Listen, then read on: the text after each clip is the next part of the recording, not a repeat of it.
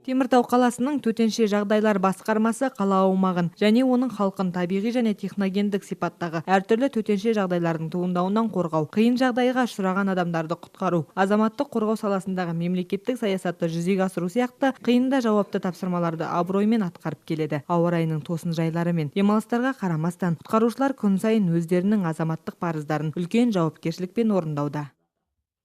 В задачи нашего управления входит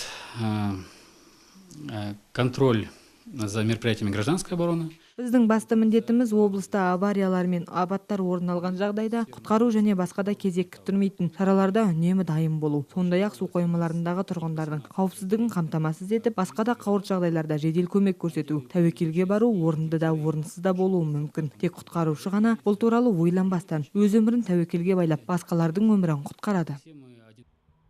Қазіргі төтенше жағдайлар қызметін бұрынғымен салыстыруға келмейді. Материалдық техникалық базасы мықты, басқару жүйесі мығым. Жол талғамайтын көліктер мен өрт сөндіру техникаларының түрі бар. Осыған сай құтқарушылар күн сайын әр сағатта атқаратын істерінің маңыздылығын қандай да қиыншылыққа тап келсе де ісін абыроймен атқаруға тырысатыны рас.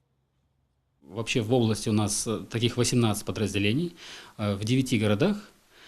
Отделы управления по ЧС и в 9 районах. Облысымыздың аумағында төтенше жағдайлар қызметінің 18 бөлімі жұмыс жасайды. Олар 9 қала және 9 ауданда бар. Барлығымыздың атқаратын міндетіміз бір. Тек мамандар саны әр жерде әр қалай. Мысалы, біздің басқармада 20 жұмыскер бар. Олардың әрқайсысы 3 бөлімге бөлінген. Нақтырақ айтсақ, 2 бөлім және 1 топ. Бірінші бөлім өртке қарсы қызмет етсе, екінші бөлім азаматтық қорғаныс бөлімі. Облыс көлемінде жобамен 1000-ға жуық құтқарушы қызмет етеді. Олар күн-түн демей, адам өміріне араша түсуден жалыққан емес. Биылдың өзінде қаламызда 100-ге жуық адам қызыл жалыннан шығарылып, аман қалыпты. Мұның бәрі төтенше жағдайлар басқармасында еңбек ететіндердің арқасы.